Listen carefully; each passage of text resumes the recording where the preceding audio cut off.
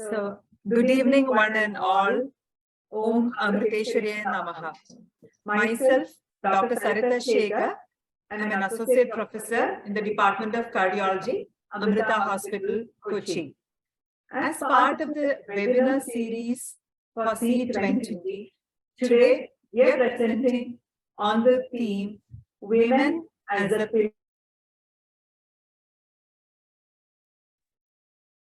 Women as a pillar of family health and well-being. I have a co-moderator, Dr. Vinita Prasad. She's a professor of pediatrics in Amrita Hospital, Kochi. Let's start today with a short video on C20. You are the light. You are the light. You are the light. You are the light. है समझता है सुखियों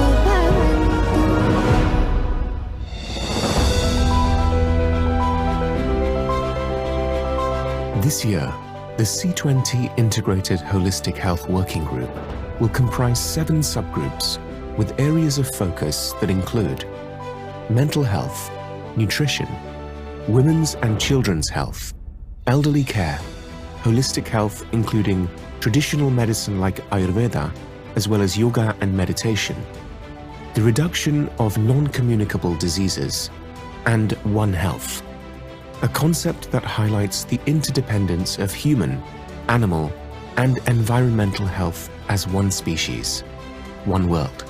Delving into these themes, we aim to widen the discussions on different facets of Sustainable Development Goal 3, good health and well-being, with policy building meetings and series of public webinars and awareness campaigns that will take place throughout 2023. These discussions will bring together health professionals, educators, and leaders from across the public health landscape to formulate policies that support global health and well-being. Inspired by the humanitarian activities of Amma, Shri Mata Amritanandamayi Devi, the present chair of C20, we hope that this upcoming series of events will raise the general awareness in society and spark interest in people to contribute to the conversation surrounding global health. As we embark on this journey to understand the health of the world around us, C20 will offer all members of civil society an opportunity to recognize how our individual experiences and efforts can lead to policy change. Let's work together to create a healthier, more equitable world. Good health is a fundamental human right, and it's up to all of us to make it a reality for everyone.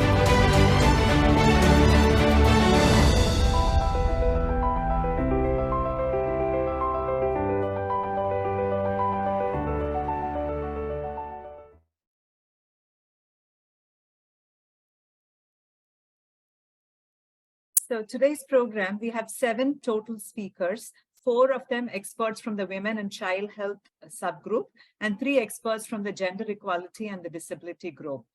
So all those who have joined, please type your questions in the chat box so that we can have an interactive session at the end of all the presentations.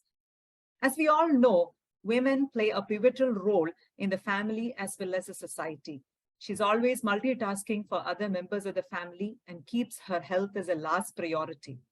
Women's health concerns are many. They are influenced by various factors like malnutrition, poverty, illiteracy, early marriage, lack of access to quality healthcare, domestic violence, sexual abuse, gender disparities, and the list just goes on. So let's start the program with the first topic, social determinants of women's health. We have Professor Shakuntala Chabra to speak on this topic. Madam is the Emeritus Professor of Obstetrics and Gynec, Mahatma Gandhi Institute of Medical Sciences, Sevagram, Wardha, Maharashtra. She's an ex-Dean, Chief Executive Officer, Akanksha Shishu Kalyan Kendra, Sevagram, Officer on Special Duty, Melghat Center, Amravati, Maharashtra. She has received several awards, Lifetime Achievement Award, Fellow of India Academy of Obstetrics and Gynec, for her exceptional contribution in the field of maternal health in 2019. She's also received the Lifetime Achievement Award for exceptional contribution in the field of maternal health. Her areas of special interest are women's reproductive health, gynecological cancers, and health professionals education. Over to you, ma'am. Good evening, everybody. First of all, I would like to thank the C20 group for having asked me to share a little bit about women's health, and the subject is very dear to my heart, and so I was happy when I was asked to present. Can you see my slides? Slideshow. Yes, ma'am. Okay. Yeah. Slideshow. Okay. So greetings from Mahatma Gandhi Institute of Medical Sciences. As I said in the beginning, we feel so proud that we are working in this institution because it is the base is two-bedded dispensary which Mahatma Gandhi himself made. The subject which was given to me, social determinants of women's health. And as you can see, this is the way women have to work and try to remain healthy. And it is not that I'm talking of rural women in India. It is a global problem that they have to do multitask. And they try their best. You can see a child trying to bring water, a woman trying to get biomass fuel for cooking. Another lady is getting vegetables. Somebody is working in the office. The girls in rural areas trying to learn computers, but their passage is blocked. Why is a big question. So that's how it is. The social determinants are many. Next, please. So it was Mrs. Obama who said, communities and countries and ultimately the world are only as strong as the women of their country and the world. But you can see what is happening to women's body. Ma'am, sorry to interrupt. Yeah. We are still on the first slide, ma'am. Okay. You can't see? No, we are still seeing this first slide. Okay, ma'am. So this is your second slide. Shall I go to the third? This is the first, is it? This is the first. This is the second one. As I said, it was Michelle Obama who said communities and countries and ultimately the world are only as strong as the health of their women. But you can see what is happening to women. So this is how the scenario is. Next, please. Women's health social factors. Let us look at the life cycle look. What are the burning issues? And there are many, and they are global. It is not only that there is pathology, but physiology also affects their health. It starts preconception, pre-birth, birth, infancy, childhood, adolescent, menstruation, infertility. Talk of infertility, talk of assisted reproductive technology. Like having a baby in the family, it's again women who are affected by various social factors, surrogacy, perinatal loss, reproductive health, life disorders, especially STDs, and menopause and elderly. So there are journeys on a very slippery road, and if they have to be helped, it is multi-pronged approach by all possible ways for all possible situations. That is to be always remembered. Next, please. We always say that social aspects. We talk of cultural and economic, but it is not simple social, cultural, economic. There's so many prongs each one. There's so many things which come in social. There's so many things which come in cultural. There's so many things which come in economic side. A rich woman also might suffer, a woman who is not earning, and a laborer also. And everything finally affects her health. Next, please. It may be a female newborn, as I said earlier, infant, child nutrition, her education. You can see what these girls are doing. Somebody standing in front of the school and is not being allowed. Somebody, when the family, the boy is going to school, the girl is doing household work. Let it be child labor, or before going to school, she has to collect water for the family. And then the brother is going to school and she's looking at the door. The worst part is when we talk of pregnancy in an unwed girl. Years back, I still remember if an unwed girl used to come with pregnancy and everybody used to point. And I still remember there used to be shortage of blood. So there was always difficulty. The black sheep in the white. She was pointed, you collect 2 bottles of blood, then only we will admit you. And her problem is what is my fault. So teenage pregnancy, especially when it is unwed, looking at this situation in 1989, we started the project for welfare of unwed mothers with unwanted advanced pregnancy. And I'm very glad to share nearly 600 such girls have been helped by under this project. And now we have this Akanksha, which is I'm responsible as Chief Executive Officer. Nearly 300 direct adoptions have been done for those girls who didn't want their pregnancy, came late. We helped them socially, economically, emotionally, safe birth, safe surrender of the child, safe, tried to actually help the girls learn skills also to become self-sufficient, but they did not use it. I can speak for hours for this project because it's very dear to my heart now. It's nearly 35 years old. But even if a married girl is not unmarried, there's so many issues, child marriage. It may be social norms, pressure, fear of insecurity, relaxed law, family honor, preference for a younger bride. And she suffers physically, mentally, because she's not mature enough. And all of us know low birth weight, preterm, hypertensive disorders of pregnancy, all these are very common, and they have their own sequelae over the years. So it doesn't end here. It continues for decades together. Next, please. The preconception, she's not allowed to enter the world. So we are talking of social factors with affecting women's health. She's not allowed to. Preconception, sex selection, then female feticide still continues, then wombs for rent. Technology, which was for the best of earth, things on the earth, is being misused. The regulations are there, but the regulations are misused, and society must own responsibility for women's health. Then only that scenario will change. The right to abortion, the globally, all of us know, still the struggle goes on. Every day you get a mail that this country, there is a problem. So it is her right, but it is being again discussed around the world. She comes from the office, the husband comes, the wife works with the baby. Elderly woman is dependent on the son, irrespective of the region. It may be west, it may be east. And then we have old age homes. So there again she suffers. So there's no end from before she actually, she's not allowed to come, and as she grows, becomes an old woman, she suffers. Next please. Men are policy makers for women's lives too. You take out any literature. I actually published an article about women's health and policies. Most of the places, the higher chairs are with men. It's their health, but men are decision makers. And all of us know about violence around the world. It may be a village, it may be a city, it may be Delhi in India, or Melghat where I'm working, or Sevagram, where the first medical college, a rural medical college of the countries, or you go to America, or you go to Europe. Violence against women is a global problem, but policies are made by men. And this is a very sad thing. And that's why when women are equally, or I should say more, then only things will change. Next, please. If you try to talk of promotion of their health, we are talking of advances in medicine, but still preventable conditions are there. There's no time to talk about. All of us know there are so many disorders where are there controversies of prevention, diagnosis, early treatment. The powerful underlying causes for women are again poverty, low education, malnourishment, social exclusion, violence, unintended pregnancies, lack of access to appropriate care. And that is how they suffer more in spite of all the advances. Next, please.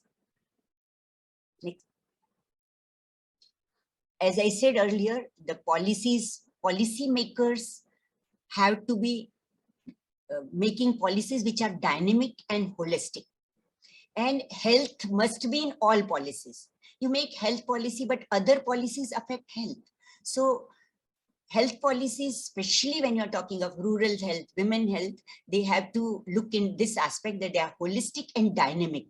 And other policies which are non-health policies must have health in their this thing. So programs should be accordingly. Culture, religion, education, I have already said, working conditions. And then of course, gender inequality, because somebody is going to talk, I will not talk.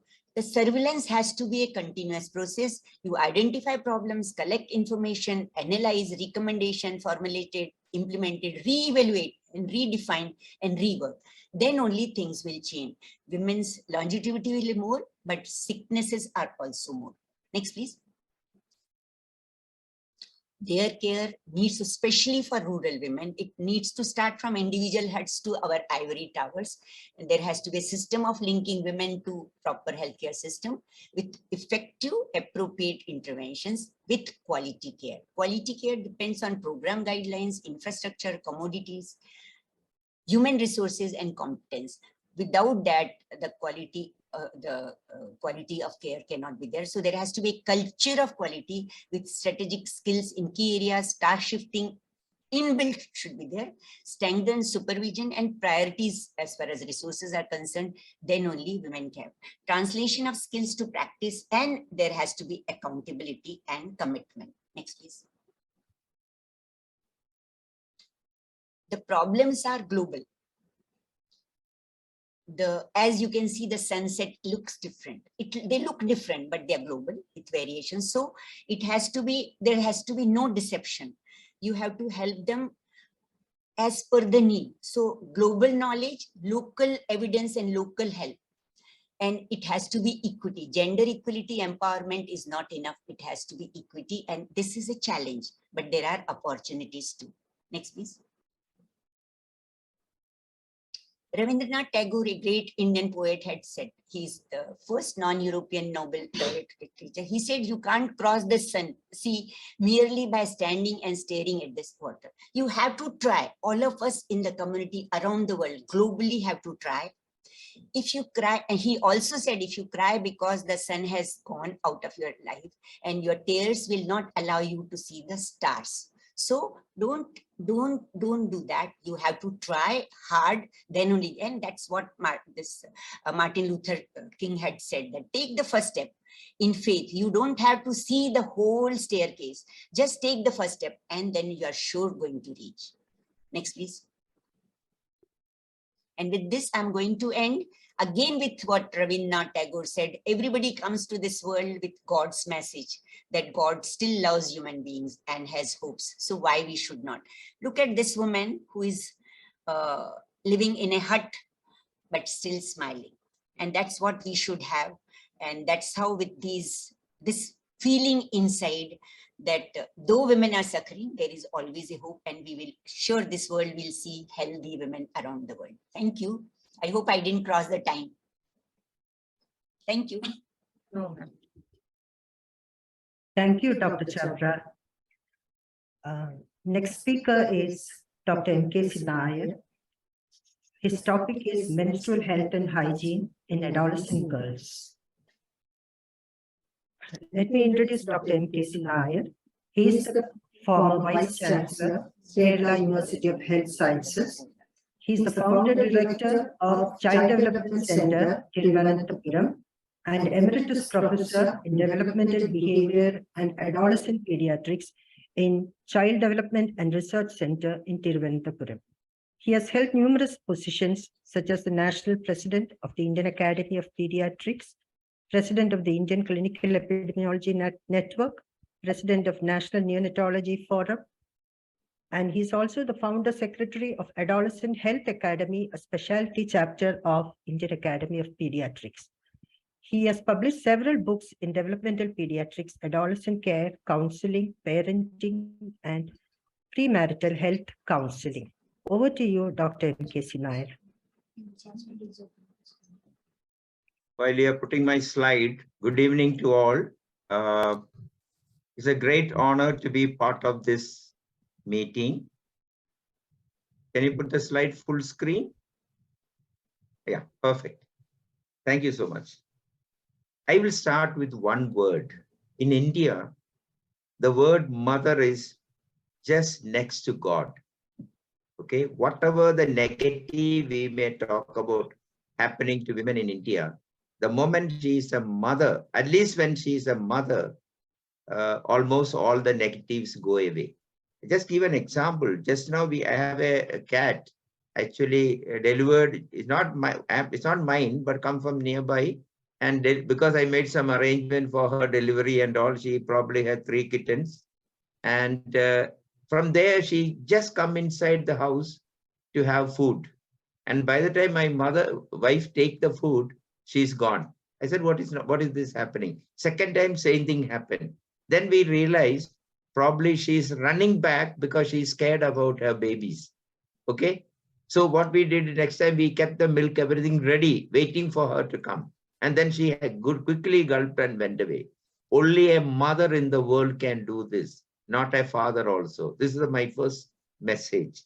I have spent last 30 years working on adolescents.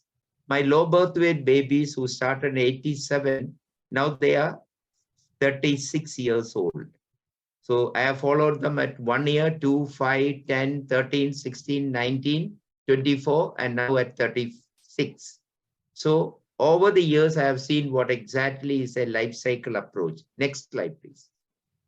Next, please. Next, yeah. Now, this is 3 slides I am going to say what is already known. Number 1, it's about, next, please. Next slide, please.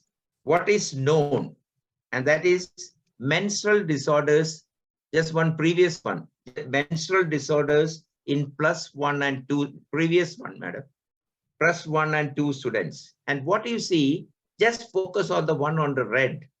The self-reported menstrual disorders among 3,400 girls were 21%, whereas 13% when medically evaluated by standard criteria.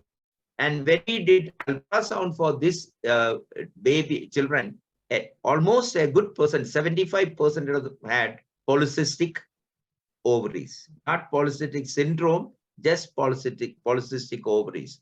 And they of course had a irregular menses, dysmenorrhea, 72 by self-reported, 70 by this one. Naturally, dysmenorrhea is the personal one. Whereas when you look at irregular menses, only 12 girls talked about irregular menses. But actually, when the gynecologist did it, it was 63.6. That means most of the girls do not think of the irregular menses as a serious issue. Next one, please. Okay, next one, please. Now, next, please.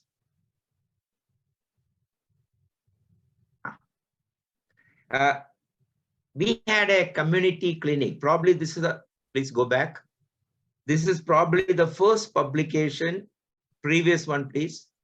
This is the first publication on community clinic data. Previous. Yeah, great. On adolescent girls. This is not exact, what you call sample of community, because in a community clinic, probably those girls who had some symptom only attended that. So there may be little exaggeration of the number. The clinical diagnosis of candidiasis in the groin, 12%, itching over genitalia at 21%, and malodor discharge nearly 19%. Okay, this was published in Indian Pediatrics long ago. So what does it mean? There is an issue of menstrual hygiene issues, even in a state like Kerala, which can be compared to many other developed countries. Next one. Next, please. Next, please.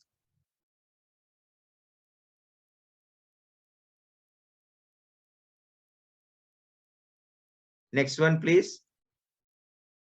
Yeah. Now, this is a study of 4,000, adolescents, young adults in 3 districts, sampling by PPS method, population proportion to size. Please go back and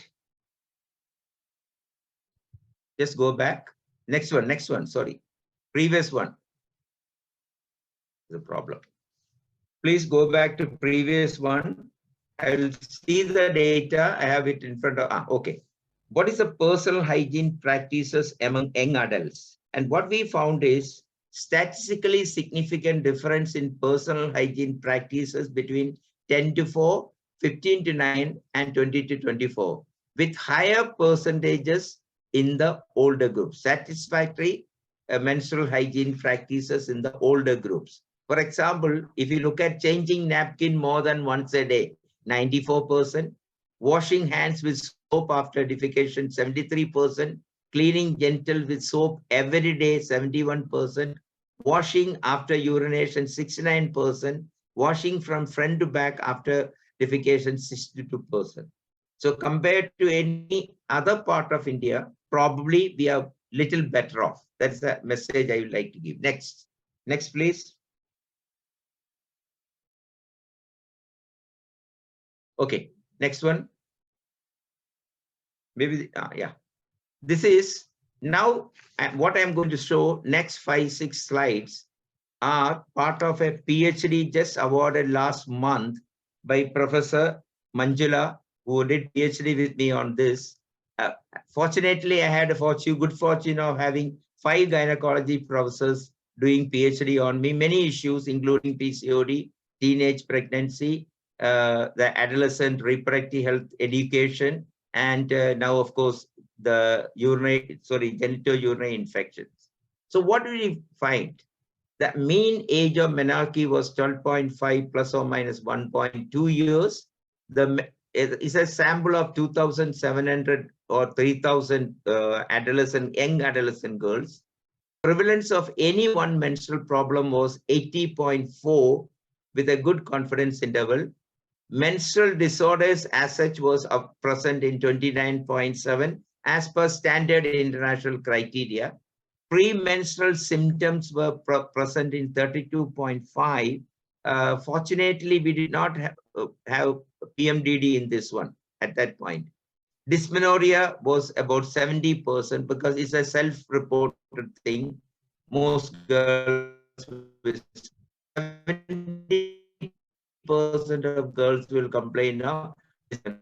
These girls between 10 to 19, this was a sample survey, and every girl, I must say, was interviewed by a senior social scientist with a lot of publication on this subject. Then the girls were examined by a Professor Manjula herself with nobody else.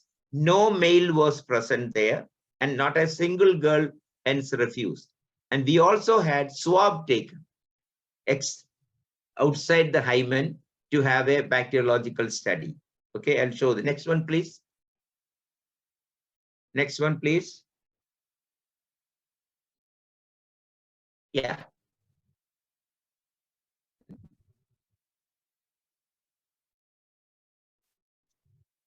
I know. Now, what is a clinical diagnosis? Menstrual disorders by clinical criteria, 21.3% had. And then, of course, it included oligomenorrhea, 11.4. Then menorrhagia, 8.7. This is the age between 10 and 19. And the number of girls in the 19 age group was relatively little less as compared to younger girls. Next one, please.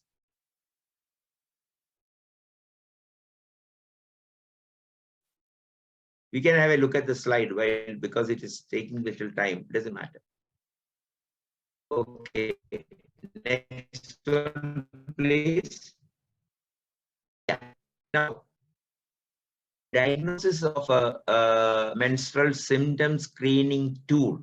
We have designed a menstrual symptom screening tool by following all the methods for validation and reliability and validation. All the steps were followed, and we had a tool, validated tool. And with that, what we found is moderate to severe premenstrual syndrome in 13.5%, premenstrual dysphoric disorder in 6.2%.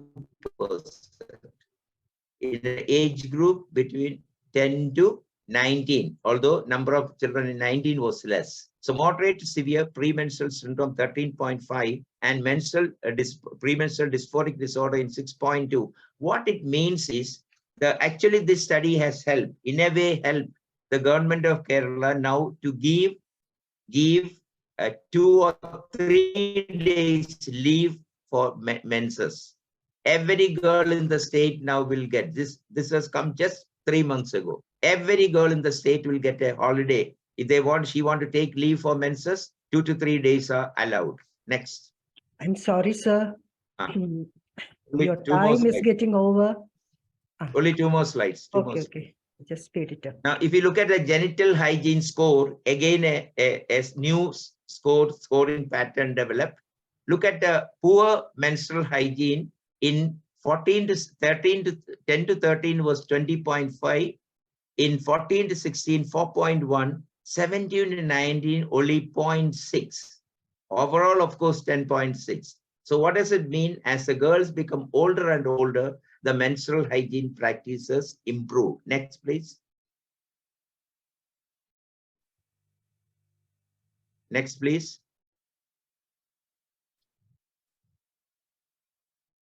Yeah, next, please. Sorry. Okay, next one.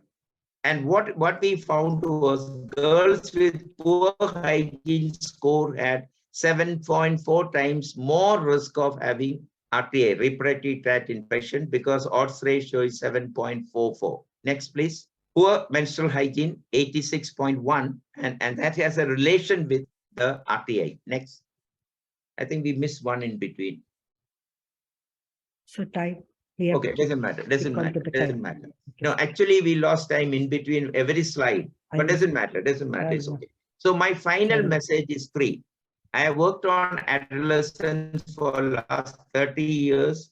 I have published adolescent pediatrics, the sexual reproductive health, just coming out a book on reproductive health of adolescents, and another book on premarital health counseling. What I want is, unless the pediatricians, the gynecologists, and the usual normal health professionals and health workers act together, we will not be able to bring in health menstrual hygiene issues. And I must appreciate the government of India for making sanitary napkins available almost free of cost. So that's a great movement that India has. Thank you all very much.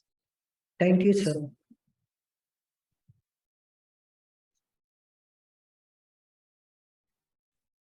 Thank you, MKC sir, for giving your vast experience and your own data on the topic.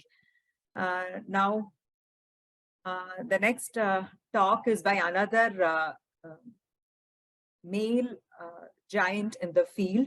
So we have got 2 males speaking for women's health, which is a pride for us and a speciality of today's webinar. So the next speaker is Dr. N.S. Iyer, N. Subramania Iyer. Sir is a graduate of Trivandrum Government Medical College from 1965 to 1970. He's a retired Deputy Director of Kerala Government Health Service and former Safe Motherhood Project Officer UNICEF, and a recipient of Best Doctor Award from 2 governments, from Kerala Government Health Service in the year 2000, and he has also received the Lifetime Achievement Award from the Government of Tamil Nadu for his work on MMR reduction. So sir will be talking to us on the sexual and reproductive health of women. Over to you, sir. Okay, welcome to the listeners, and thanks to the organizers for inviting me as one of the speakers among the august gathering of celebrities in their respective field. And because of the time constraint, I'm not going to go in details of every slide. I will, please bear with me if I am reading through the slide. In the PowerPoint, I do not wish people to read through the slides, but because of the time constraint, because of the topic is a little bit bigger, I am going to read through the slides, but I would like to say what are the current status and what are we supposed to do. That is what I think we are supposed to advise what can be done for bettering the sexual and reproductive health of women. And say, yes, what is a good sexual and reproductive health? It is a state of complete physical, mental, social well-being in all matters relating to reproductive system. See, I can go on explaining everything. I may require 1 hour to explain all these things, but I will read through the slide quickly. To have a satisfying, safe sex life, the capability to reproduce, the freedom to decide if, when, and how often to reproduce. So, and to have sex. And what are the 4 pillars of sexual and reproductive health? They are the prevention of abortion and safe post-abortion services. They are one of the pillars. And improvement of adolescent health, prevention, knowledge, and management of reproductive tract illnesses, HIV and STDs, and elimination of course, gender-based violence. You can see that emblem there, you have uterus and ovaries in your safe hand. That is the emblem that I would like to see you always. And what are the 10 domains of the sexual and reproductive health? One is quality antenatal care, which we are always talking about. Quality is most important. We can have antenatal care anywhere, but quality is most important. And compatible family planning services and birth control and safe abortion, awareness and avoidance of gender-based violence, awareness on HIV and STDs, and safe motherhood. And what the other 4 domains are: availability of adolescent-friendly health services. Each point is very important. So awareness on menstrual health, about which Dr. MKC has given you a detailed analysis of what has been found in several studies he has done, and awareness on gynecological health, cancers of the reproductive tract, most important, and of course, the obstetric care services. What is a good SRH? We should always respect privacy, confidentiality, and always give informed consent before we give some counseling or whatever it is. And ensuring parental and caregiver support. That is, we always say, empowering women. When we talk about empowering women, who has to empower the women? The talk on empowering women should be given to the male only. See, the male or parents, they are supposed to empower their girls or their wives. We collect a large number of women and start talking about empowering. And as soon as they reach their home, who is going to give them, why you are very late, and they start shouting. So these women should be empowered by men. And whatever we want to teach, we want to listen to, we want men to listen to our talk. And gender equality and freedom from discrimination. These are all to be taught to men only, not the women. They know they want gender equality, but who has to give the equality? Who has to give the freedom? And freedom from gender-based violence and stigmatization. All are being done for the women by the men only. So we'll have to talk to the men about all these things. And contraception and usage of condom. And awareness on the bad influence of alcohol and drugs, which lowers the inhibition and that affect the decision making. And getting tested for HIV and STD if doubtful of exposure. And protecting mother from infection, diseases, and ensuring safe delivery. And empowering women with knowledge on early pregnancy, infertility, birth control, antenatal, intranatal, and postnatal services. What are the barriers of the sexual and reproductive health? Poor confidentiality, no informed consent, no tailor-made services, poor availability, accessibility, and acceptability also. Maybe when a girl wants to give some advice, the person who is managing the adolescent sexual health services may be a young doctor sitting over there, young male doctor sitting over there. She may not go. So that may be the poor acceptability of quality adolescent sexual health services.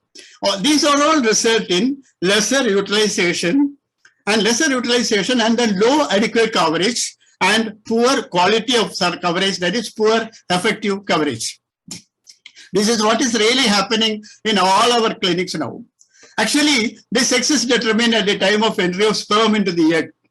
And the 70th week of embryonic growth, that is most important as a gynecologist, as a person who is looking after the antenatal care of the women. I always used to say the metamorphosis takes place in the most important period. 70th week of embryonic growth, sex organ differentiate. If X sperm enters, the Wolffian duct disappears and female organs get differentiated. And if Y sperm enters, Mullerian duct disappears and male organs develop. Any change in the Y sperm or anything that affects the antenatal women in this particular period, 70th week, 6th to 7th week, can affect, I am only saying can, should, I am not saying it will, can affect the development of sex organs also. So antenatal care during the first 3 months is very crucial that we'll have to think about always. And coming to the carcinoma, that's also an important issue. And the carcinoma of the reproductive tract, 1 in 28 women in India, see the number, 1 in 28 women in India are likely to develop breast cancer in her lifetime. Breast cancer is being increasingly diagnosed at a younger age in India. That is a dangerous thing now. Nearly one woman in every 8 minutes die from breast cancer in India. See, early detection can save women's life, but there is reduced survival rate in India. See, actually speaking, there are about in the last 2 years, I found some data from, of course, Googleizing the computer. I found that there are about 182,000 breast cancer cases are there in India now. Survival rate declines from 95% if detected in the first stage to 21% if detected in the last stage, in the fourth stage. And there are about 123,970 cases of carcinoma cervix with 9.1% mortality. And there are about 59,276 ovarian cancer with poor survival rate if detected in the later stage, and 25,800 cases of endometrium. So you may say, where I got this data? Thanks to Google. And of course, Kerala. Kerala is special in cancer. Kerala tops the list of carcinoma breast cases in India. And in Kerala, breast cancer cases increased from 5,682 in 2016 to 6,748 in 2018, and near about 8,000 cases are detected in 2022. Cervical cancer also show an increase of 2,849 in 2016 to 2,950 in 2029 and 3,100 in 2022.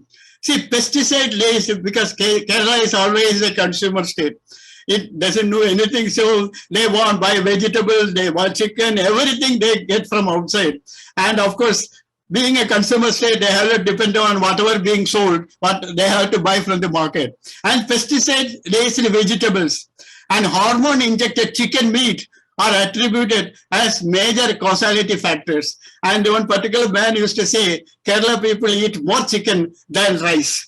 So that's the most important thing that I have to find out. So why this Kerala do have large number? Maybe their awareness level is more, maybe their literacy level is more, maybe there are more availability of hospital services, maybe there are more number of gynecologists in Kerala, maybe. These are all the reasons. Maybe it is a reason why carcinoma breast is detected more in Kerala. But of course, pesticide-based vegetables use is more and chicken meat use is also more. And the International Conference on Population and Development in Cairo, as early as in 1994, they recommended all these things, what we are discussing now. Access to reproductive and sexual health services, including primary planning counseling, prenatal care, safe delivery care, prevention of appropriate treatment of infertility, prevention and treatment of RTI, STI in genital tract malignancies, safe abortion, and management of post-abortion services. They were all discussed by International Conference on Population Development in Cairo in 1994, which is attended by almost all members of the United Nations, including India. So we should always focus on what we should focus for the better sexual and health care, provision of quality antenatal care services, anemia control, which is a major factor in India, avoidance of traditional harmful practices, and more testing centers for HIV and STDs, avoidance of unwanted pregnancies, prevention of unregulated fertility, reducing IMR and MMR, addressing infertility, addressing genital tract malignancies.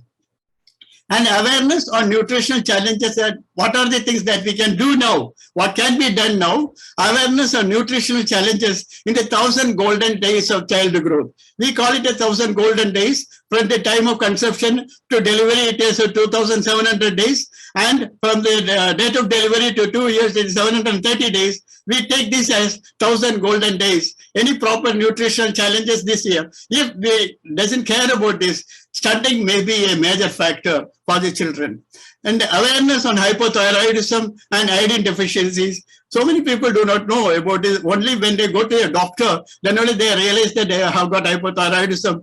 And promotion of weekly once iron tablet and biannual deworming, and promotion of adolescent-friendly health services. Only we talk about this, but only 8,000 centers are there in India. In Kerala, only medical colleges and district hospital do have the adolescent-friendly health service clinics. So the cancer screening and the womb-to-tomb care, when you come to the womb-to-tomb care, cancer screening will be given topmost priority in Kerala. Pap smear by age 21, repeated every 3 years. HPV test every year for women aged 30 and more. Mammogram for women aged 40 and above. awareness on gynec disorders as fibroid, perhaps reproductive tract malignancies. Reproductive tract malignancies, we may go and check. But fibroid and prolapse, see, most of the women in the villages, they're suffering from fibroids and prolapse. How many we know?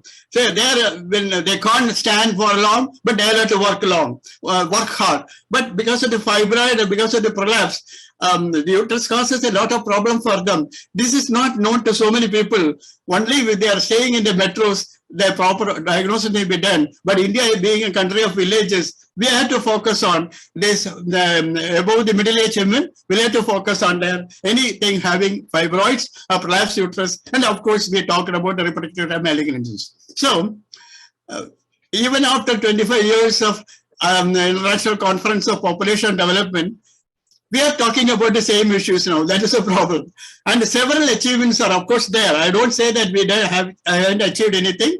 MMR is reduced from 31 in 2001, 2003. At that time, I joined from the MMR is reduced, not 31, 301, 310. The zero is missing. Actually, MMR reduced from 310 in 2001, 2003 to 97 in 2018 to 2020.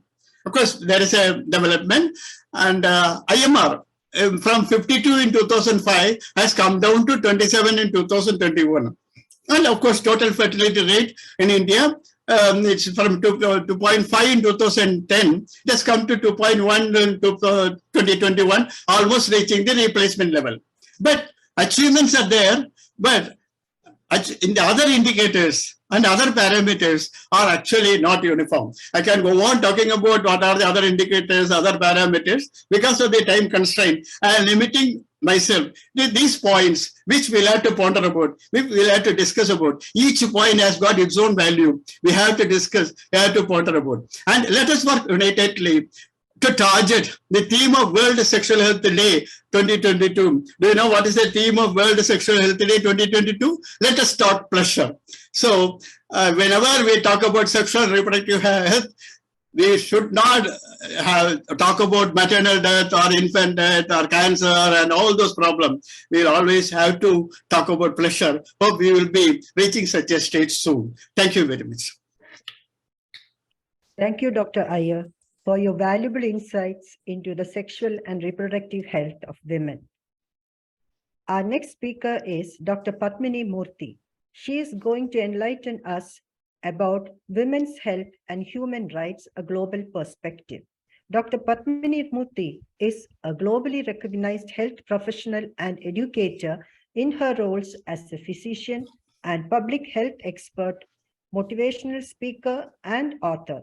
She has practiced medicine and public health in various countries for 35 years. Currently, she's professor and global health director at New York Medical College School of Health Sciences and Practice, global health lead for the American Medical Women's Association, and NGO representative to the UN. And she is a well-respected NGO leader.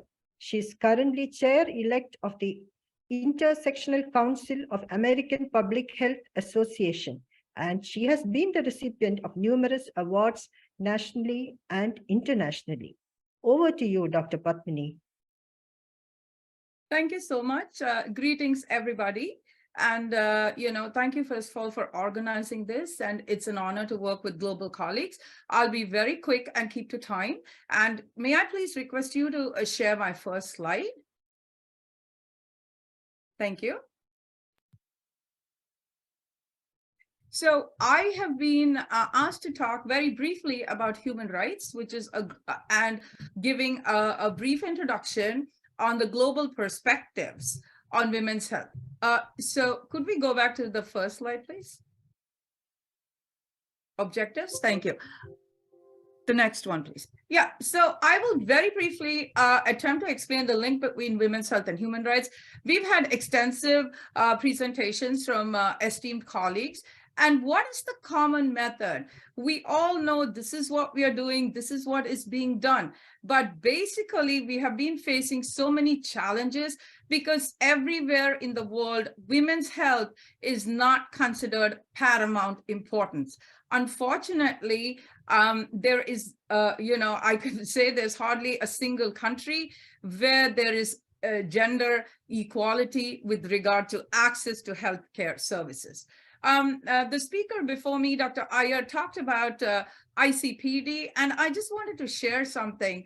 I was at the ICPD 25 in Nairobi just before COVID, and it was so sad that we had world leaders gathering there, and there was this young girl who committed suicide by hanging herself because she was shamed. We call the term period shaming because she got her period. Her teacher shamed her because she did not have access to simple menstrual hygiene products. She went home, and unfortunately, she could not bear the humiliation. She hung herself.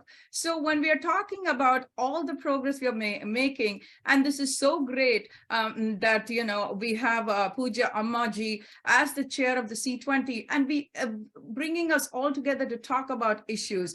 And we cannot have any women's health and human rights without compassion. What we need is compassion, understanding each other, and respect. It's for both men and women. So next slide, please.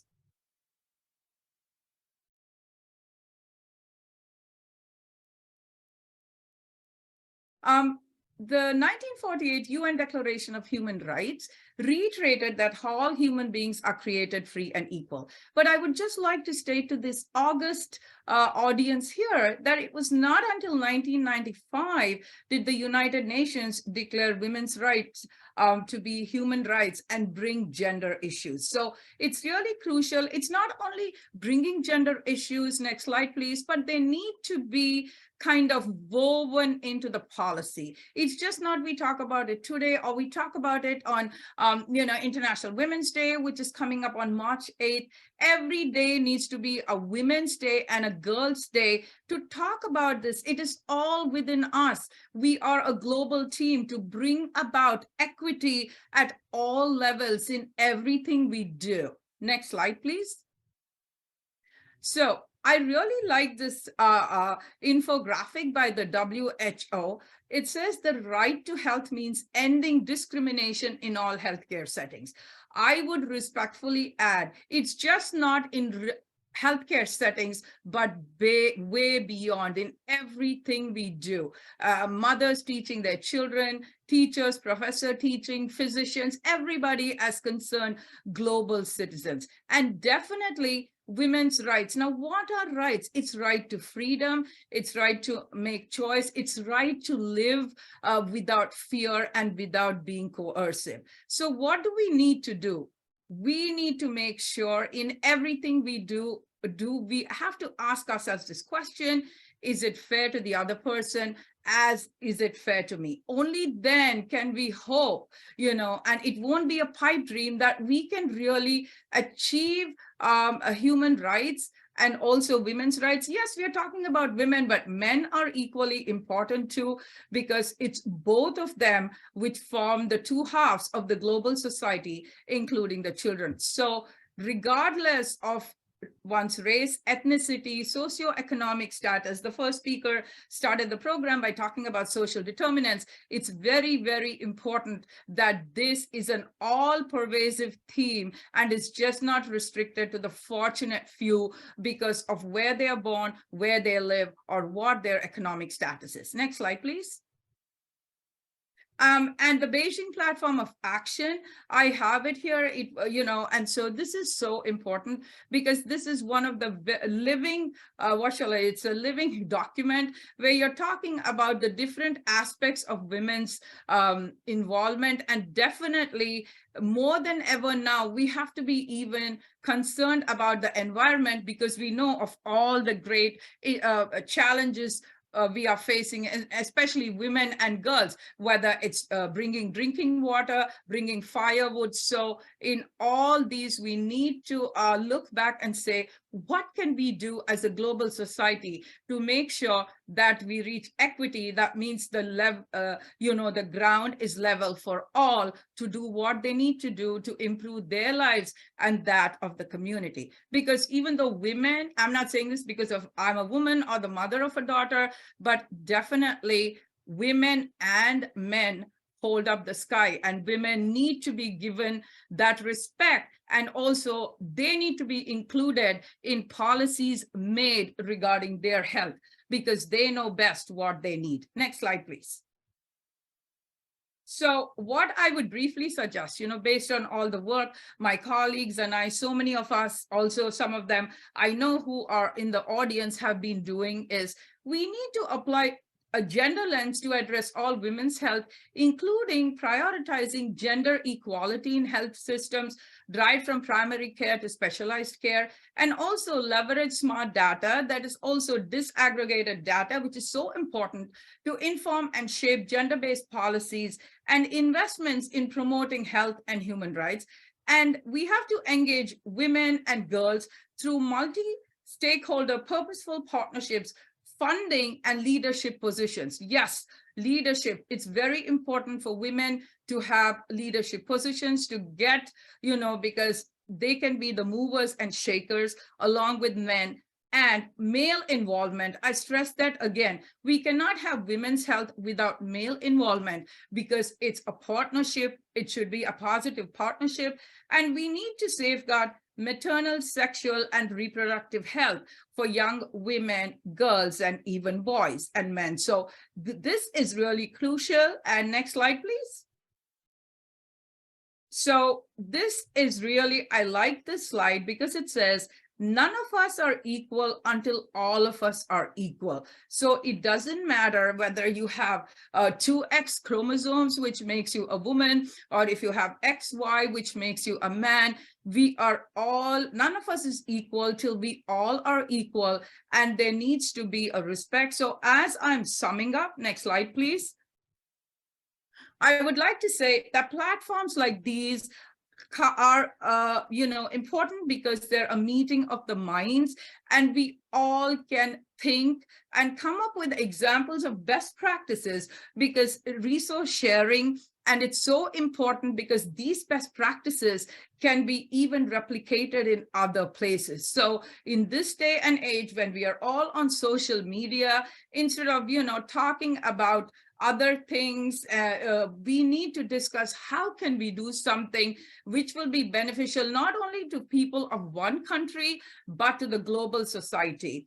And, if for any young people listening, I always tell my students wherever I'm invited to speak or to other young people, next week I'm going to give a series of lectures, is that have a 1-minute elevator pitch. This is what I would like to leave everybody with. 1 minute, if you're in an elevator with somebody, why would you tell them it's important that we understand that women's health is human rights, and it's just not her own health, but society's health and well-being? So thank you so much. Namaste.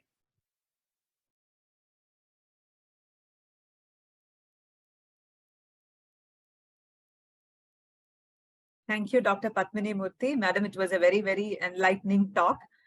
So now we move on to hearing from the experts from the Gender Equality and Disability Group. So first of all, I would like to thank Miriam Silverman. She's a coordinator of the Gender Equality and Disability Group, and she has actually roped in the next 3 expert speakers. So first we have Ms. Preeti Patkar. Preeti Patkar is an Indian social worker and a human rights activist. She's a co-founder and director of the organization Prerna, which she founded in 1986, that has done pioneering work in the red light districts of Mumbai, India, to protect children vulnerable to commercial sexual exploitation and trafficking. She's accredited with several path-breaking social interventions for the protection and the dignity of these children and women. And she has to her credit the largest number of legal interventions and writ petitions in India to protect the rights and dignity of children and women who are victims of human trafficking and commercial exploitation. Over to you, ma'am. Thank you. Thank you so much. And namaste to everybody. For me, it's definitely a great honor to be, on this esteemed panel. And I want to thank everybody from the C20 advisory group and the planning group for inviting me. And definitely Mariam for not giving up on me. Thank you so much, Mariam. So basically, I think I'm going to focus on the women and children that I work with, women and children who are victims of sex trafficking. Every day in the news we hear about the globally lakhs of women and children who get trafficked and sold for commercial sexual exploitation. So the number is really big. But very often I find that we're not talking about their health concerns. And if at all we speak about their health concerns, it's always suggested that, have an exclusive platform for these women because they are different. Their needs are different. And that's why I value, my participation in today's panel discussion, because I think somebody starting from Mariam and all the others did not consider them as, women on the other side. They were, the fact that you all invited me to represent their voice, I think just says so much about including them as women, different women having specific health problems, and not just seeing them as women in the sex trade. So when it comes to healthcare and health services, what we've found is that women in the sex trade are never a priority group. They receive and continue to receive attention only because of HIV. And of course, to some extent, maybe STIs and HIV, STIs as well. And more recently, I think they got a lot of attention was because of COVID, because of the international study which said, oh my God, if we don't shut down brothels, COVID will spread like crazy. And once again, everybody was their eyes and ears were on this population, and I don't think it was out of concern for these women as much as it was out of concern for public health and male health. Stigma is another thing, stigma associated to the sex trade and the fear of discrimination in the health services experienced by these women, we find is a very fundamental obstacle, causes and key barriers that prohibit these women from seeking healthcare services. In our experience, we've also seen that many of these women and young girls experience multiple levels of stigma, namely social stigma, structural stigma, and sometimes even self-stigma. We have also found that the healthcare sector, not that it really cares for the right of privacy and confidentiality of women in general, but definitely not when it comes to women in the sex trade. And we find this is another barrier why women in the sex trade and young girls stay away from the formal healthcare sector. They, when I listen to them, when we talk to them, they always use the word unwanted. They feel they've always said we feel unwanted by the health sector. They don't really care for us. And this is another reason why we feel they do not access healthcare services either. Besides that, they also find that the healthcare service providers are very judgmental. Women in the sex trade are generally not accepted in society and are, often regarded as criminals or immoral troublemakers, sexual deviants, vectors or reservoirs of, diseases. And very often we find that their perpetrators also reinforce this. It's ingrained in them that that their current status of being in the sex trade is an offense. It's a crime, and therefore women refrain from, out of the fear that they are criminals. We also find that they refrain themselves from accessing any public services, one being the healthcare. The second reason is also the control by the perpetrators, their pimps, the ones who control and decide. These are the ones who control when the women in the sex trade will access healthcare services and what kind of healthcare services. Very often women are, are taken or permitted to access very local private healthcare providers who are very often not even qualified. And, we find this definitely hampers the health of these women. And then there is the superstition and beliefs and myths on treatment doing rounds. And this also becomes a barrier. We also find that, there are these mindsets and operational and community barriers, which also come in the way of women accessing healthcare. Across the globe, what we've found is when women and girls are rescued from the sex trade, the focus of the medical practitioners and the law enforcement is not to provide them medical aid and medical care. It's more, their medical examination is more focused around collecting evidence to be presented in the court, collecting evidence for, for further, crime prevention. We still don't discuss the importance of medical aid and medical care post rescue that needs to be given to them. Mental health, I think, is just not on anybody's agenda.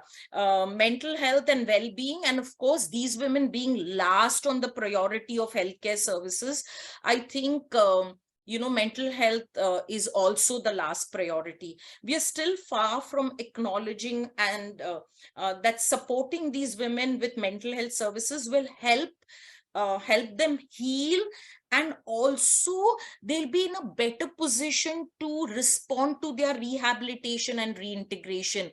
I think if they are not emotionally on the path of healing, rehabilitation and reintegration is such an Herculean task for all the service providers who are helping them through the rehabilitation process. Then there is also stigma related to, the discriminatory behavior by the service providers, which I have, to some extent spoken. There are many women in the sex trade, which we have found also experience intergenerational trauma. So one, I feel, as a society, when we are talking about healthcare, mental health has no priority. Within mental health, I find there are very few professionals who understand what trauma is. And within the sex trade, we also have something called intergenerational trauma. And very few people understand and acknowledge what intergenerational trauma is.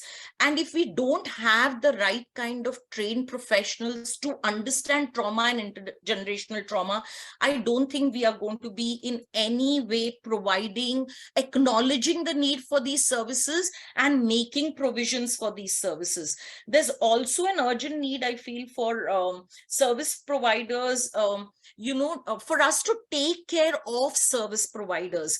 Very often, they are the ones who are neglected. They are the ones who are overburdened. They are the ones who are underpaid. And when I talk about healthcare service providers, I mean those direct healthcare service providers like the nurses, the bed attendants, the other support staff which exist in the healthcare system. They are themselves so overburdened that if we are not going to take care of them, they are not going to take care of women and not prioritize women's health. And definitely when they are overburdened, the ones that get neglected the most is women living on the margins. And when we are talking about women living on the margins, I think the worst affected are women, trafficked and sold into the sex trade. I also feel that mental health has to be made affordable. we do talk today, and since COVID, I think we're sort of normalizing conversations around mental health. Of course, it is limited to a few urban intellectuals. It's still limited to the people living in the upper crust, but at least it's happening. But by the time we I think it's time for us to decentralize mental health services. It's time for us to also make it affordable, and it's time for us to sort of create some kind of barefoot mental health providers at rural level, in those populations where people cannot even afford or don't even think of accessing any kind of healthcare. So I definitely feel moving forward, let's talk, use these platforms to talk about what are the mental mental care needs of women, and definitely more so of women living on the margins, like the group that I work with, the trafficked women and children. There are also other healthcare needs of these women, and therefore I feel very often we need to talk about holistic healthcare, which should include issues around mental health, well-being, importance of nutrition, importance of vaccination, importance of self-care. We rarely talk about self-care. I think it's so important that we engage with women on discussing self-care. And again, I always push and I always remind and use every platform to say that whenever we come out with needs for, any kind of needs, and I feel it needs to trickle down. Otherwise, it just stays on the top, and it's just a handful of women. It's just a handful of people who get benefit, which we are very happy about. At least that's a beginning. But I think it's time healthcare services really starts trickling down to the bottom of the pyramid, and once again giving visibility that at the most bottom of the pyramid are these women and girls who are victims of human trafficking and who are victims of sex trafficking. Once again, thank you so much for inviting me and giving me this opportunity to represent the most invisibilized women of our country and across the globe. Thank you so much. Thank you, Madam Preeti. You have aptly highlighted the problems faced by women who are marginalized, those involved in the sex trade, and how they have been ignored by the healthcare sector so far. Definitely, there are challenges, and we need to address these challenges. That is why the C20 is here for. Our next speaker is Dr. Deepa Narayan. She is a senior advisor on poverty reduction and poor people's empowerment. She has over 25 years of experience working at the World Bank, the UN, and NGOs on poverty, gender, and inequality in development.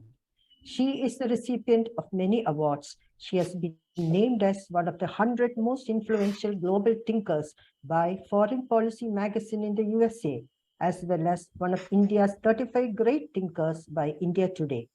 She has authored 17 books, including the Chup, which focuses on India's educated women. Today, she will speak about why women are entitled to good health care, even if they are not the pillars of family health. Over to you, Dr. Deepa. Thank you so much. And thank you to the organizers. And I must congratulate my fellow panelists for brilliant talks from very different fields, but all comes together. I think it's time to stop talking about trying to find justification to invest in women's health. As one of the speakers said, it is a fundamental right. It's a human right. Women are human beings. And what needs to happen is to treat and understand women and women's health on their own terms. And in addition, of course, women's, given the current breakdown of family roles, investing in women's makes a difference to the entire family. But it's really important that we understand more about women's bodies, which are not the same as men's bodies, and yet the research on women's bodies is much, much, much more primitive than on male bodies. I'm going to take a very behavioral approach and talk about what we've learned about in terms of healthcare systems and what makes healthcare systems work and does not work for women. My first point is that there's bias against women.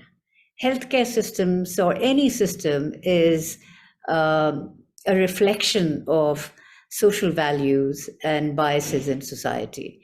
So we shouldn't expect actually healthcare systems to be free of bias.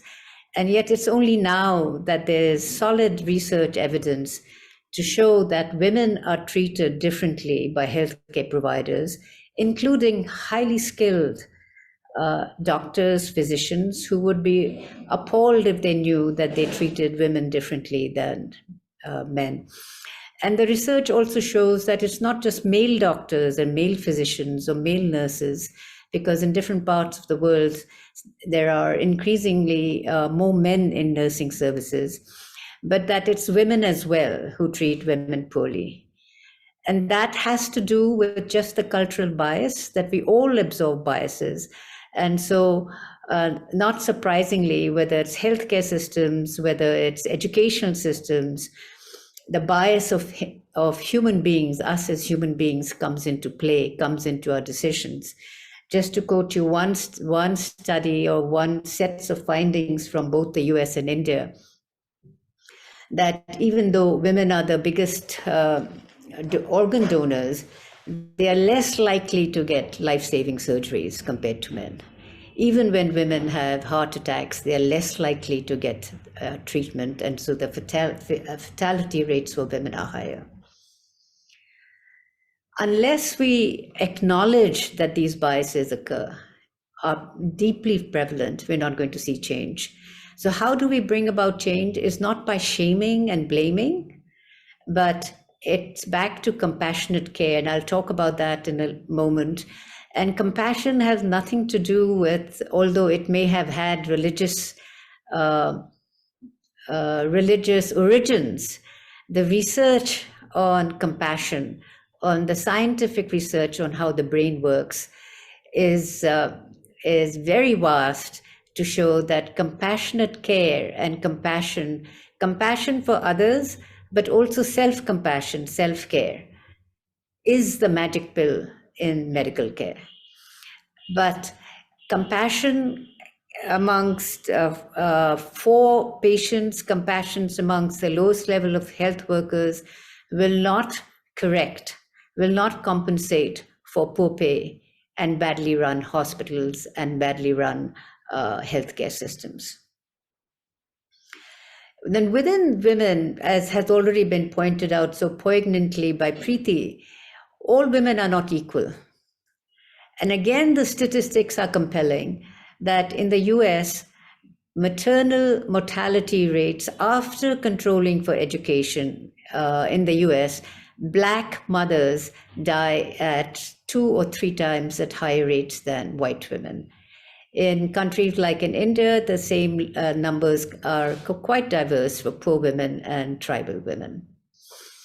So clearly, we as human beings need to overcome these biases and ensure that everyone who comes in front of us in healthcare or whatever work we do is treated with dignity.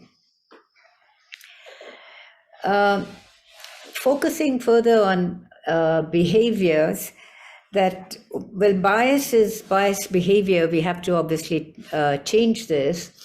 There's a more fundamental behavior that needs to change, and that came out in our studies that I did 20 years ago, called Voices of the Poor, with 60,000 poor people in 60 countries. But a more recent study, which looks at 1.2 million women in 112 countries, and they were asked, what are the 3 top changes you would like to see that you think would change maternal mortality and infant mortality? And the number one shift they wanted to see is to be treated with respect and dignity when they encounter the healthcare systems. Some of the worst behaviors experienced by women who are pregnant and go to give birth. In fact, these findings in India have been taken seriously by the Ministry of Health, who are now changing the curriculum in nurses training. But I think it's just as it's unfair to put all the burden of change on women, it's unfair to put all the burden of change on the lowest and the least paid worker in direct contact particularly with poor women. Unless the system changes and senior, particularly male physicians, embody this care, this treating people with respect and dignity when they are the most in need, we're not going to see changes trickle down and trickle up. By the way, this is not just on India and the UK, when in studies in hospitals, the same thing came up, is that patients wanted to be treated with respect and care, mattered more than just getting the right medical attention. Basically, the message is everyone wants to know that I matter. And when that is violated, it impacts their response, not just to healthcare, but to everything in life, including mental health. We know from research now that there's a strong mind-body connection, and we need to tap into that. In this huge body of literature on how to improve care in medical services, in the last 10 years, there's been about 50,000 studies on the impact of compassion, both self-compassion and compassion for others. And if from these meetings, if this one word trickles up into policy, I think our groups would have made a huge difference, because this impacts compassion, whether it's for sex workers or whether it's for young boys or young girls or the poor or women who have come in because they've been beaten up by their intimate partners and most often by their husbands and boyfriends. So the last point I would make is that when women who have been beaten up, who've been violated, show up in hospitals or clinics, they need to be treated with the utmost compassion and care and respect, rather than being moralized or scolded and shamed. So if we can reframe violence, not just as a health issue, but a violation that men commit, and it is primarily men, sometimes enabled by women, but men commit on women, then we can again start to see profound changes in the trust, those who are poor people, but those who need the medical system and healthcare system most are the least likely to show up. So when they show up at healthcare systems, that's the chance to engender trust and support them. We talk about women's empowerment, and I think if we encourage women and marginalized peoples of all genders to ask questions, then we enable them to take care of themselves, because without change in behavioral patterns, we're not going to say good healthcare. But for those who are the most marginalized, I think the onus is really on the healthcare providers and healthcare systems to build back trust so that women and those who are most marginalized actually make use of our systems. Thank you.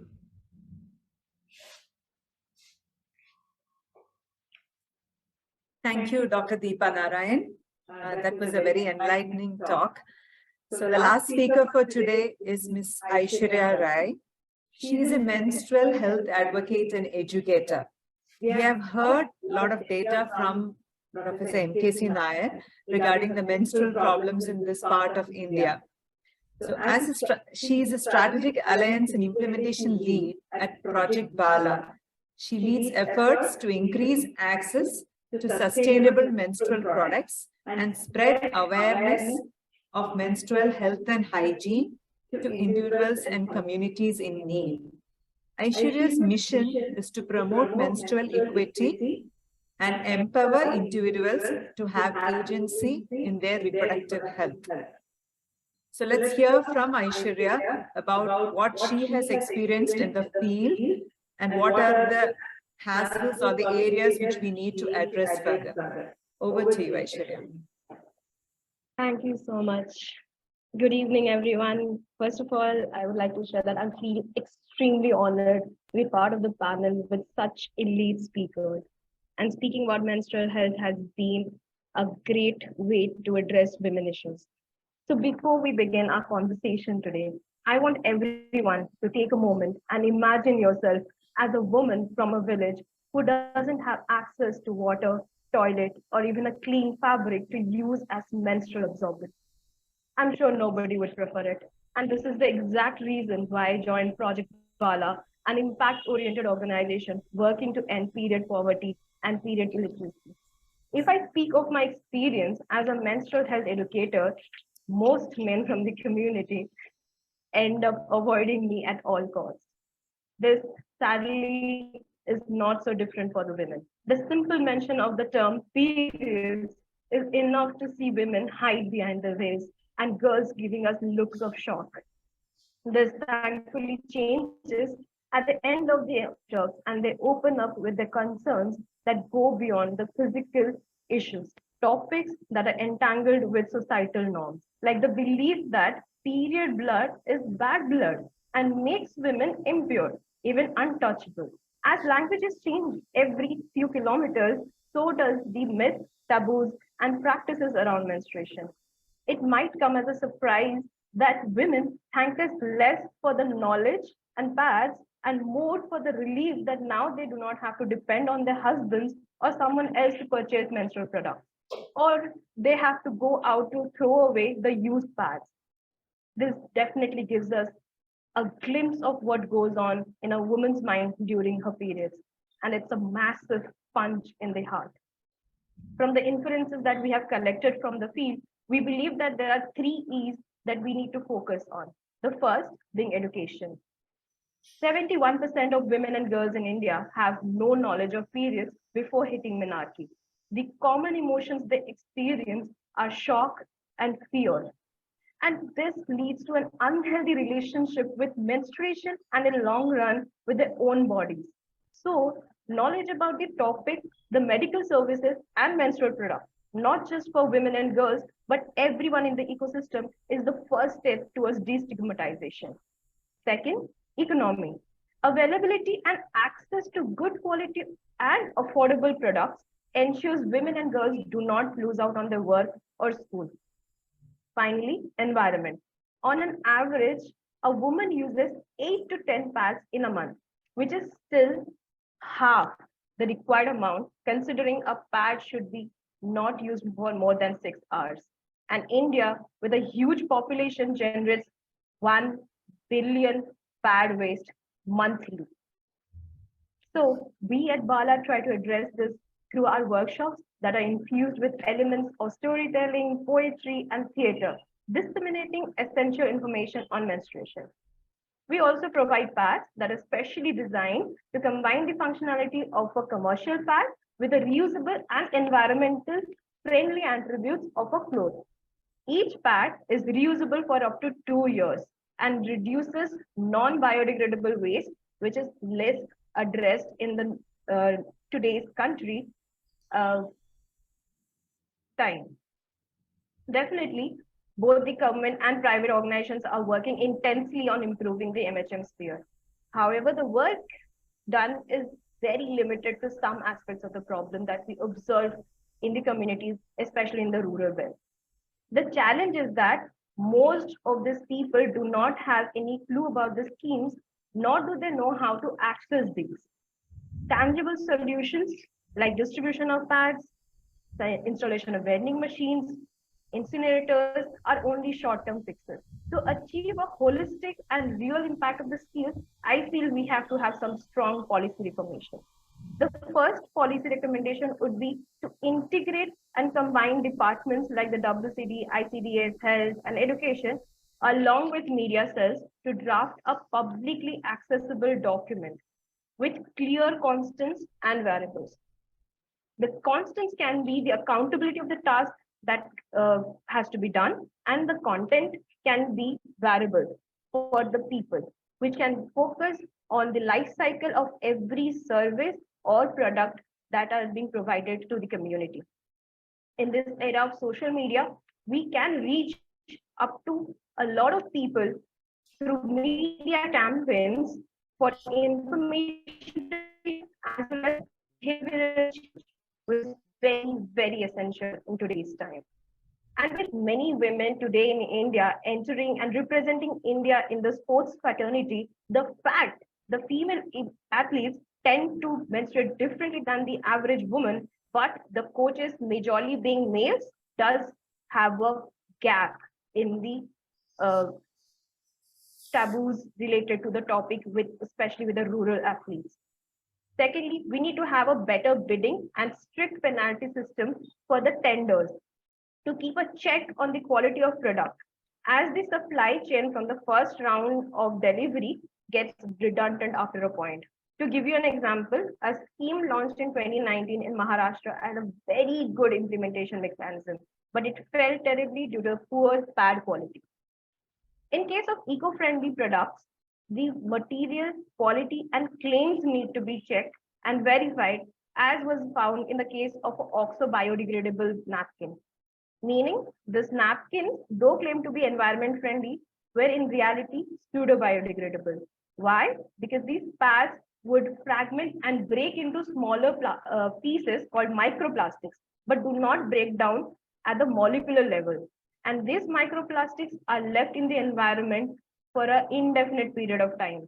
Finally, we need to set local accountability through an indicator-based local monitoring method. That means including the Gram Panchayats and Gram Sabhas in the women's movement. We all have seen the Akshay Kumar ad of saying, "Hirogiri fufu karne mein nahi hai," describing how the cost of a pack of sanitary napkin is equivalent to purchasing 2 cigarettes. But we need to understand that it is not just about giving one pad to a woman, but it is also about the quality. Because as the quality decreases, so does the absorption capacity.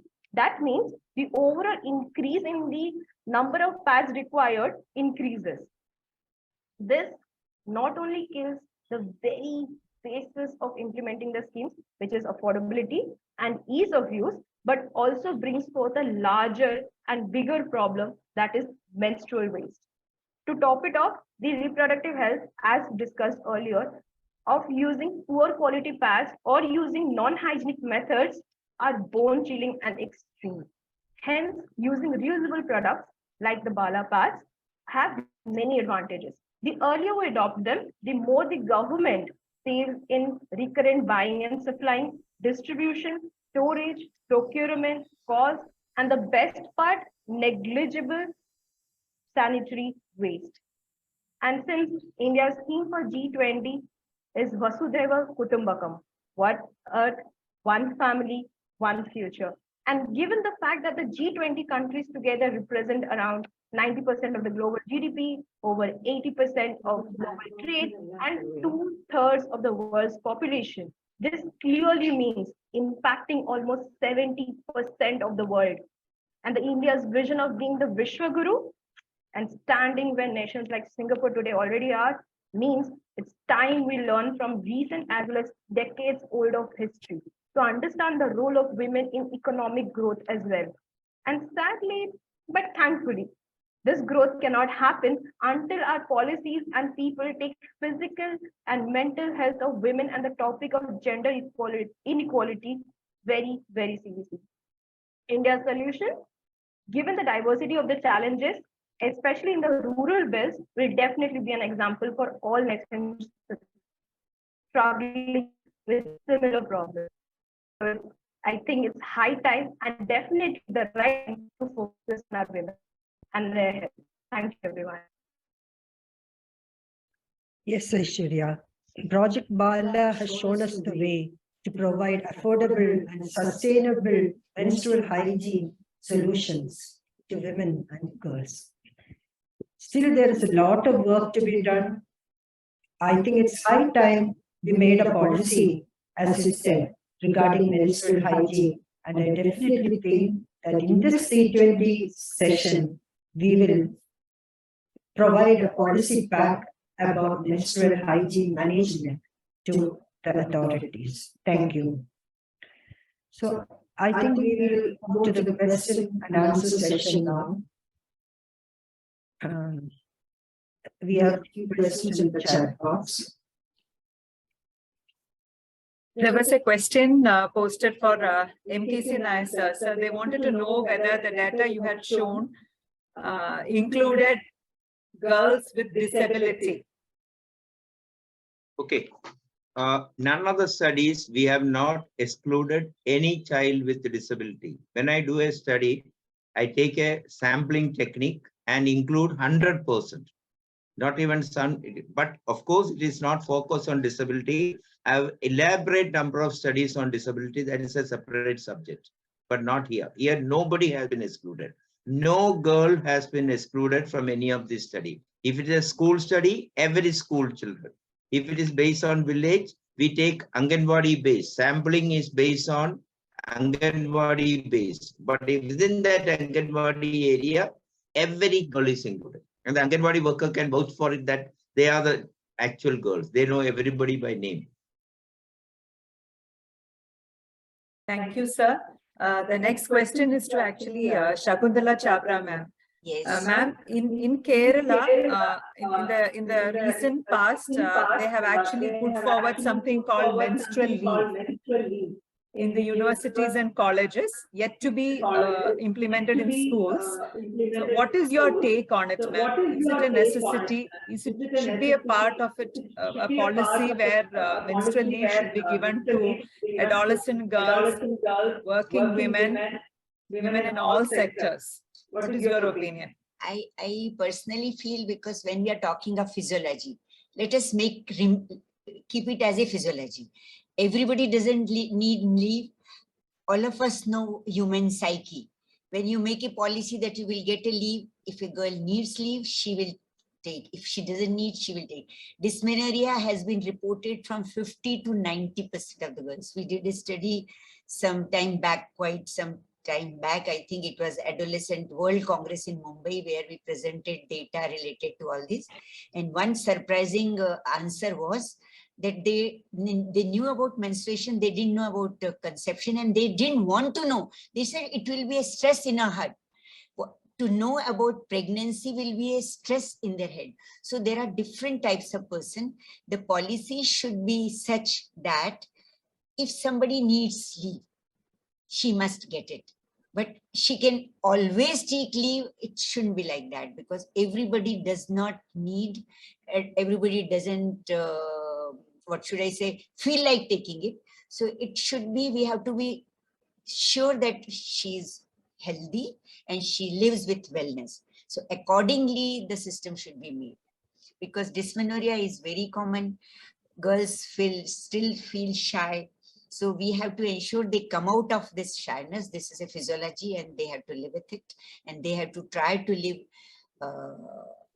as normally as possible. They should try, because there should be mental encouragement to them.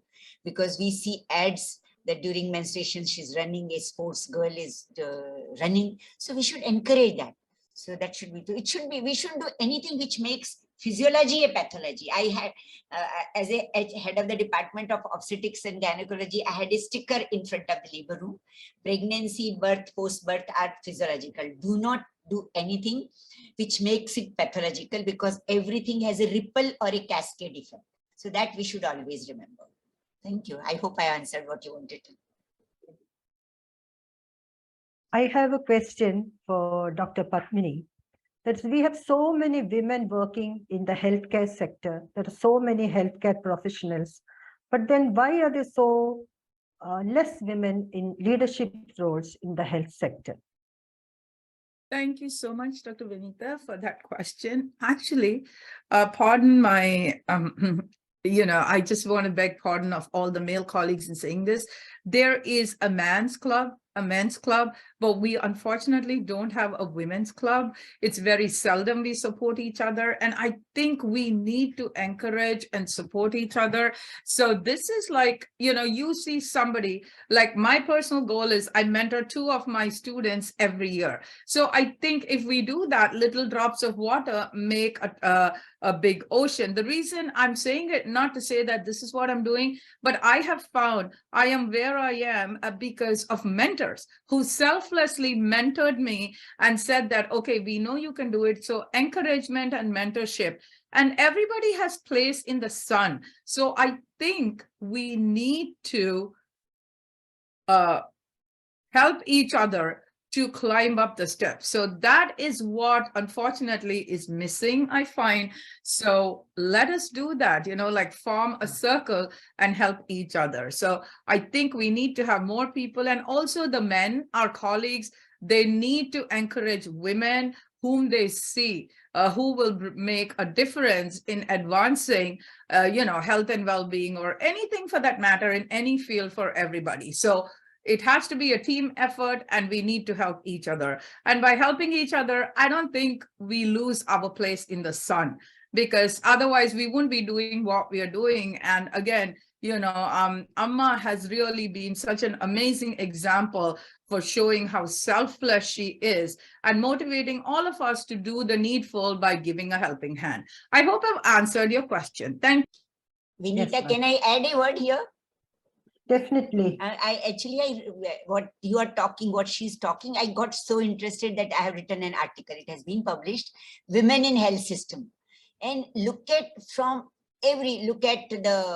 I started from Edinburgh story. All of you know that those 2 girls who have stopped doing medicine, to current day situation, that it is every sector you take it, it is the clinicians, it is the policy makers, it is the educators, it is the researchers, or the project, or the first author, whatever you talk, everywhere there is a problem. And I strongly believe women are equally responsible for their own problems. I've seen my own friends going out with the husband, and they're depending on asking money. They won't take their own purse and take out and pay. Okay, why husband is also paying, she's also paying. But that dependence coming, not that psyche is somewhere inside. So this problem is everywhere in health, medical. I did research for health and medical education and health professionals education. I'm not talking of only doctors. It was nurses everywhere. So I've written also, if you want, I will send you the link also.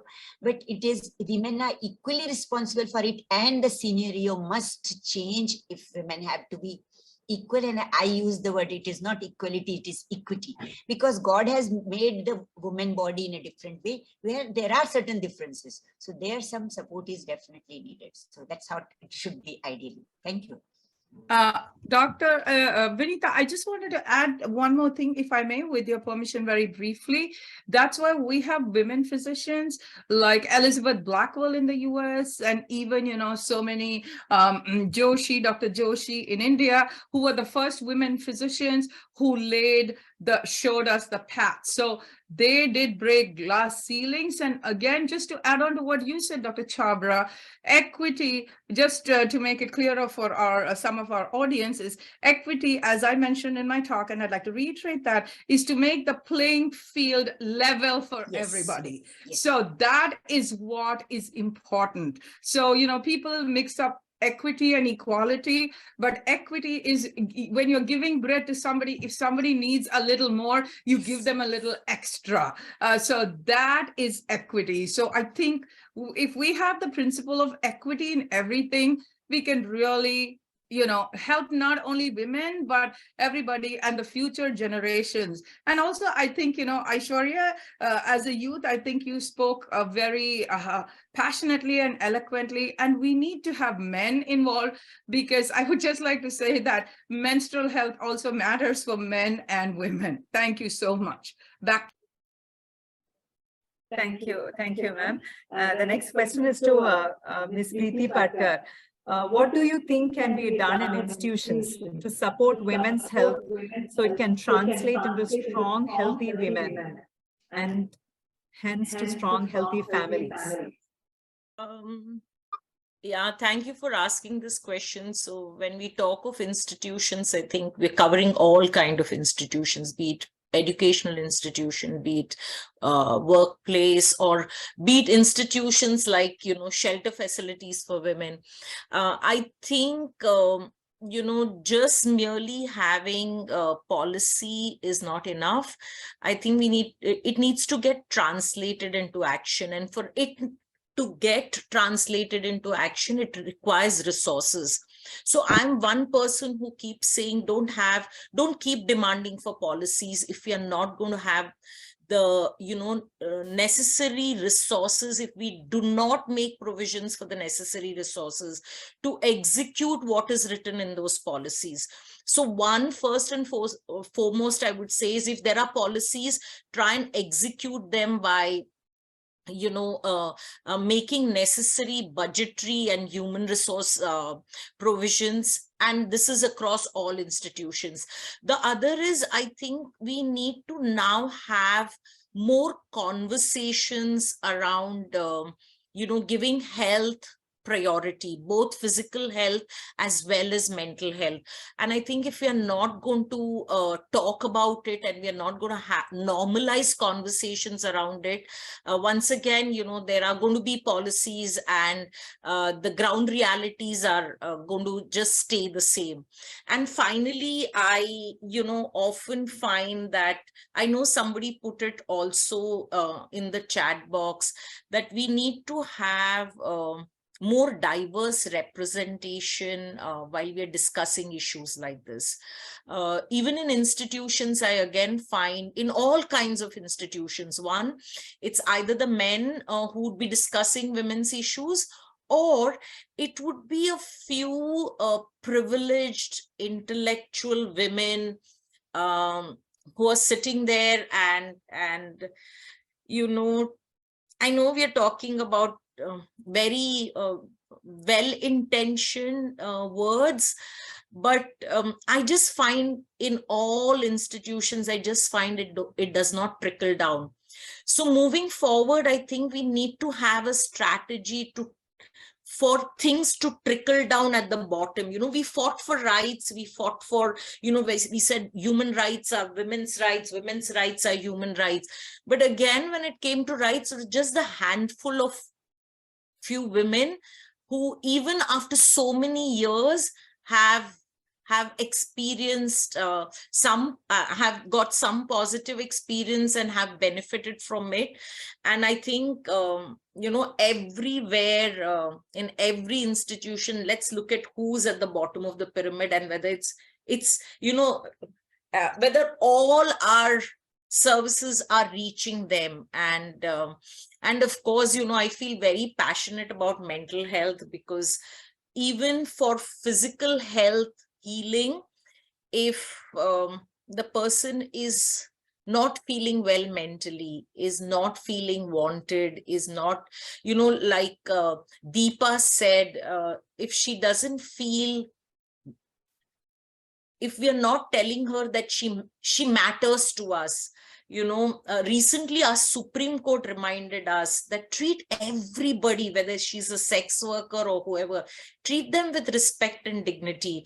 And if we are not going to be doing that in our institutions, in all our institutions, and if you're not going to be talking about mental health and mental healing, where you don't see the scars very openly, I think again, it will all be in policy documents. It'll be a handful of us sitting here and talking, but nobody really, benefiting from it. So I think let's make provisions for more resources, more infrastructure, more human resources, trained human resources, well-paid human resources. So, even compassion, sometimes I feel it's there, but if I'm not getting good pay, I'm all the time preoccupied about that. compassion takes secondary, and then it just keeps going down subsequently. So I think these are some of the issues that, moving forward, I look forward to hearing more about it and, talking more about it. Not me talking, but, hoping others would also talk about it. Thank you so much for asking me this question. Thank you. Next question to Dr. M.K.C. Nair. So recently, Kerala government had introduced menstrual cups in some panchayats in Kerala. They were distributing free menstrual cups. So as a sustainable menstrual hygiene product. So what is your take on that?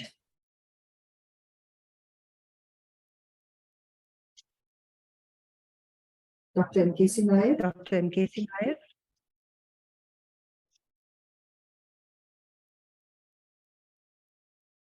Iyer, sir. Iyer, sir. Dr. Iyer.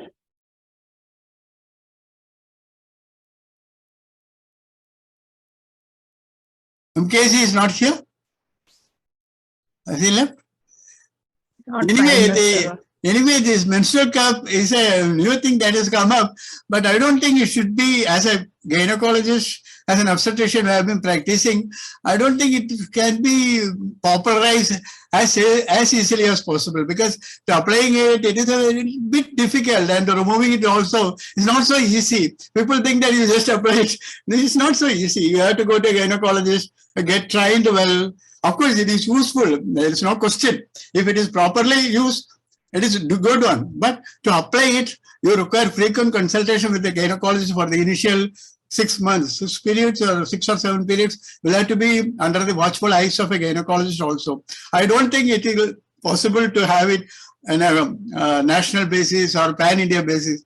Maybe in some places we can try in metros only, not in the villages. Yes, people may not be very comfortable with it. Okay, thank you, sir. Thank you so much for all that interactive session.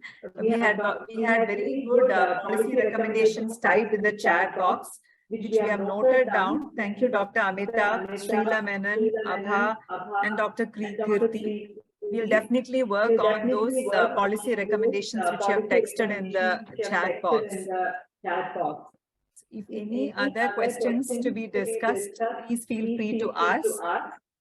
Otherwise, we have overshot time by half an hour, but it was a very interesting, interactive session with active participation from everyone who joined the session. My only one request is there. Next time when we conduct such meeting, we should have some stakeholders also. Stakeholders, I mean, the parents, the husbands, and the adolescents. Because we are going on talking, and maybe some representatives, not that I am not asking that all of them should be called. Some representatives can be called also, and their opinion can also be sought. True, sir. We'll plan it next time. We congratulate you, Dr. Sarita, and your team for this wonderful session. Yeah. And from my side, I really thank you again. I could manage from Melghat is a hilly forestry region. So I reached around 5:30. So it was good that the time was little delayed. I could join. Thank you, so ma'am. much. It was our pleasure. Anyway, it is an interesting session, Dr. Sarita. Very good one. Am I audible? Thank you all. Thank you, everyone. Being the youngest, this was really, really useful. Thank you. Bye-bye. Thank you, Bye-bye. everybody. Bye, Thank you, everyone. Dr. Sarita. Good night. Thank you. Bye. Someone was asking something, I think. Yes. Actually, if Aishwarya is there, I have one question to Aishwarya, ma'am. Yeah, sure. Actually, I would like to know about the what is your strategy during the Bala project to involvement of the male community, particularly what you suggest when we are working for the Madia government primitive tribes in my area. We have a rigid mentality, and all the traditional faith leaders means Pujari, Vaidu, Bhumka, like the cultural healers are all males. So what you suggest, what would be the strategy to involvement of the male community during the MHM project? So, sir, actually, thankfully, we have already started working with men. So our modules are not just for women and girls. We have started involving males and working on sports as well as other domains of women health issues. Now, coming to males, we ourselves have one core team member who has been working with us for the past 2 years, and he is the one who does majority of our workshops.